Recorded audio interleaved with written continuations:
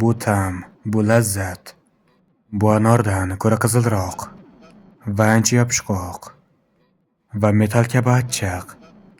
5 ta sizga azoyim. Bu qon ekanligini aytmoqda.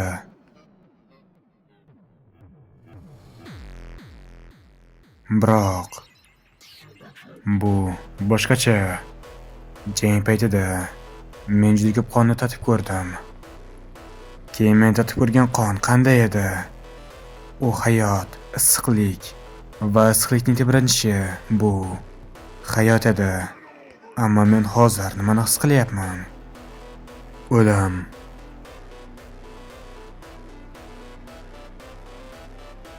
Bularning barchasi illyuziya.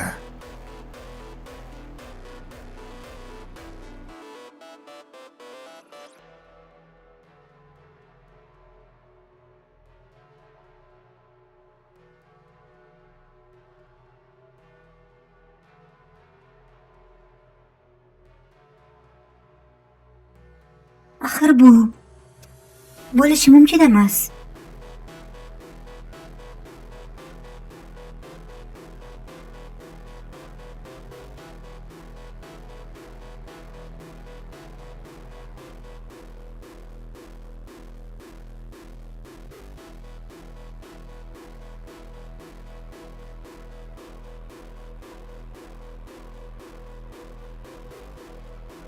Transsendensiya.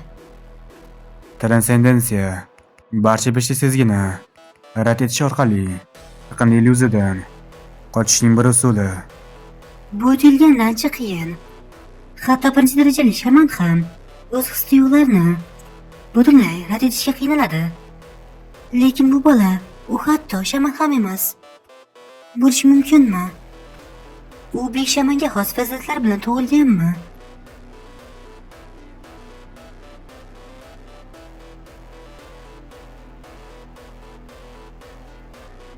Sen kulyapsanmi?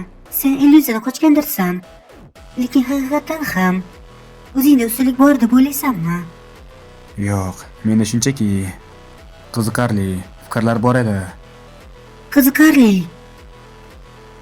Sen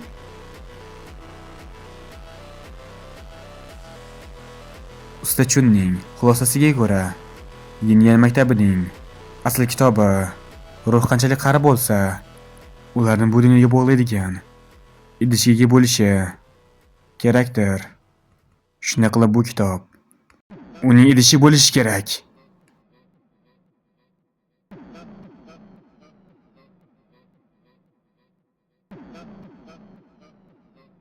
Men haq edim.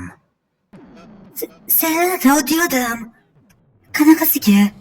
Hech kim bu kitobga zarar yetkaza olmasdi. U iblis qiy bilan singdirilgandi.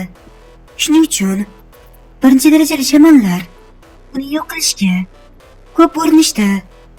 Ammo keyinchalik ular zo'rg'a muhrni bosishga muvaffaq bo'lishdi. Ammo u buni qanday qildi? Sen meni azoblantirding. Qani sen menga buni ham shunchaki illyuziya ekanligini ayt. Menga endi sening tanang kerak emas, shunchaki o'l. Mening mehribonligimni rad etganing uchun o'z ahmoqligingni aybla, kulga aylan. Qanday kulgili. Shunchaki bu kitobni mendan uzoqroqqa olib qo'ysang bo'ladi. Nega bunday qilmaysan? Tushundim. Sen bu kitobga tegina olmaysan, shunday emasmi? Keyin u meniki. Qanday jur'at etding? Tupurib tashla. Men senga tupurib tashla deyapman. Tanamga avvalroq kirgan qon g'azabga aylandi. Bu butun vujudimdagi qon oqimini o'zgartirdi. Hoziroq tupurib tashla. Butun tanamning yorilish hissi menga birinchi marta zaharli o'tni iste'mol qilganimni eslatadi. Ammo men aniqroq his qila olamanki, bu ruhning g'azabi. Menda kuchli odamga qarshi g'azab va istak.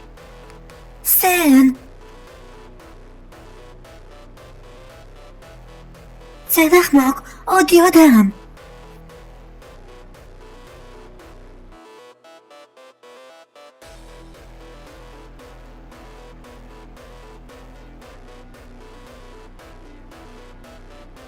Men qayerdaman?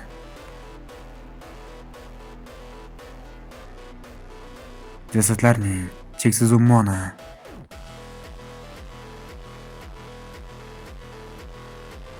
Bu esa moviy ruh.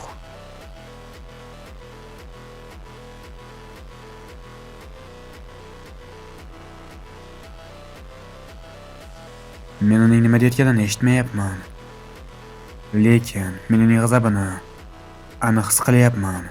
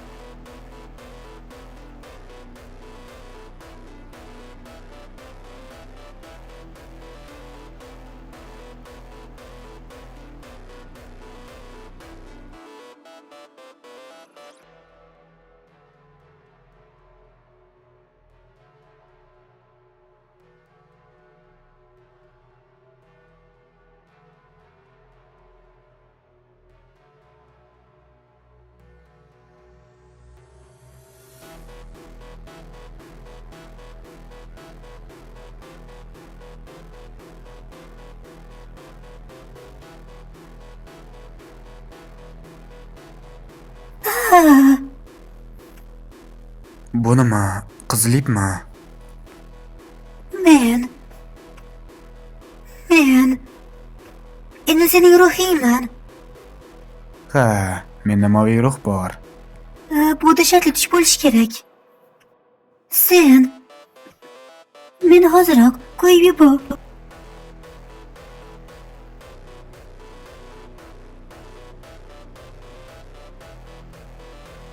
Janosan, O'ylaymanki, ruh uning egasi kabi og'riqni his qiladi.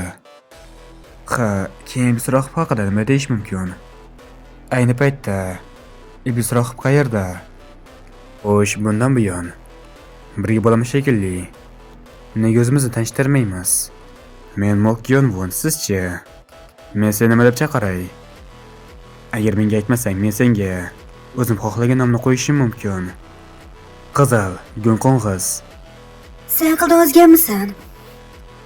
O'ylaymanki, senga bu nom yoqmadi. Meni masxara qilishga jur'at etasanmi? Agar bu senga yoqmasa, nega menga ismingni aytmaysan? Men qandaydir ahmoq odamga ismimni aytmayman. Mayli, shunda men seni o'zim xohlaganimcha chaqiraman. Xo'sh, u moviy ruh ekan. Moviy ruh. Men seni shunday chaqiraman.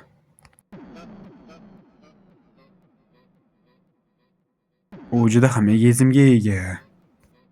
Men uni qo'lga olish yoki boshqa narsa qilish uchun uni mag'lub eta olmayman. Xo'sh, menimcha bu nuqtaga qanday yetib kelganimizni hisoblay olsam mantiqiy. Men uni sekin meni yoqtirishga ko'ndiraman.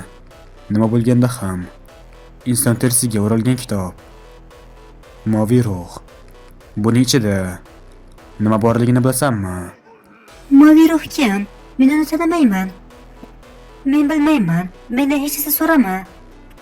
Men bandman. Bu qon bilan yozilgan. Inson terisiga o'ralgan va qon bilan yozilgan. Qanday qiziqarli kitob. Ammo barcha qahramonlar bir-birining yonida ma'noga ega emas. Buni men anglatish kerak.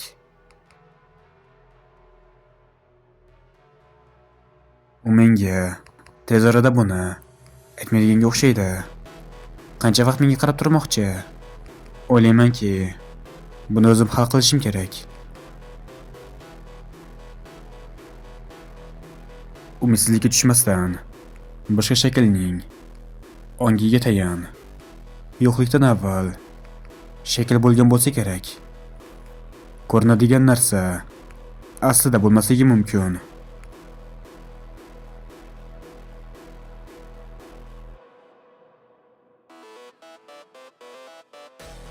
Iblislar yoshlar yo'lini to'sadi.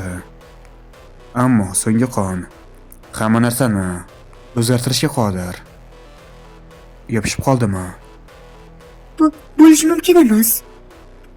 Buni qanday qilding? Nima qildim? Buni kitobga aloqasi bormi?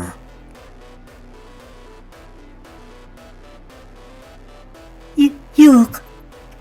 Voy, nafas olishni to'xtat. Shoshil. Miyangni bo'shat.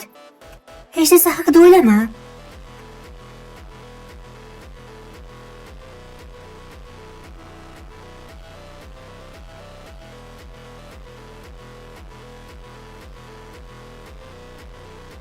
Shunchalik tezmi?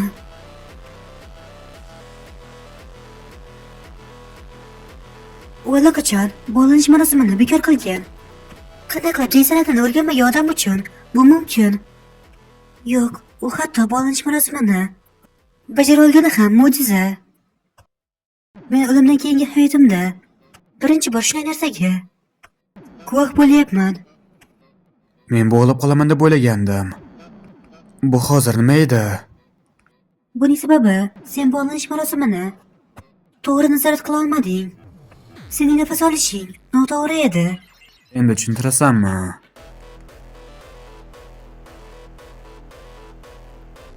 Bu shunchaki ahmoqliging tufayli o'zimga zarar yetkazmasligim uchun.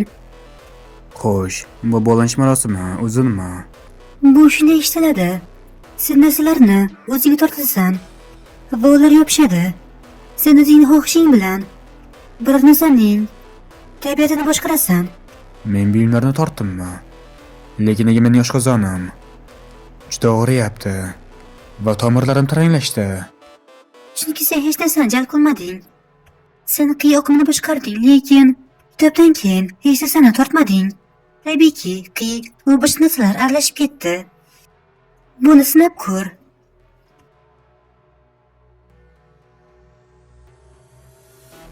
Bumi? Ha, energiya yadrosi tomon. Uning qiyi ehtimol o'lganidan beri tarqalgan. Qorin tugmasi ostida, to'g'rimi?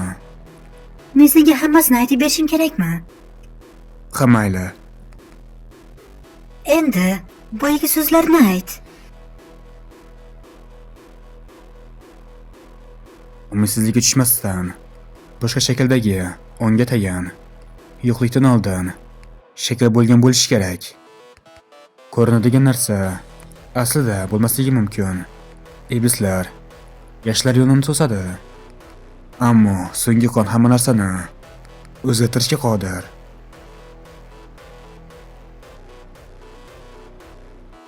Bu tomirlar orqali kaftlarimga iliqlik kirib bormoqda va u mening energiya yadrom atrofida aylanib yuribdi.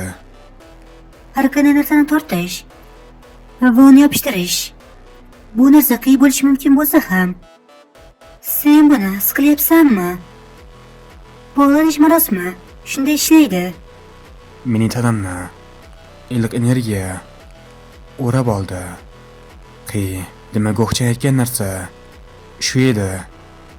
Go'xchaning so'zlariga ko'ra, qiy yig'ish uchun uzoq vaqt kerak bo'ladi.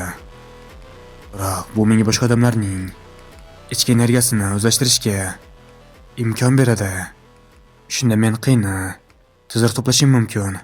Boshqa so'z bilan aytganda, men qisqa vaqt ichida kuchliroq bo'lishim mumkin. U shunchaki tarqalib ketdi. Albatta, qiy o'zi shunday. Shuning uchun energiyani yig'ish uchun maxsus usul kerak. Aks holda u energiya yadrosida to'planmaydi. U o'ziga xos xususiyatga ega bo'lishi uchun senga maxsus usul kerak. Va boshqalarning energiyasi bilan aralashmasligi uchun. Boshqa so'zga aytganda, qiyni bog'lanish marosimi bilan yig'ish mumkin emas. Qanday sharmandalik. Men qisqa yo'l topdim deb o'ylagandim. Mutaxassisingchi bo'lish shunchalik oson bo'ladi deb o'ylaganmiding?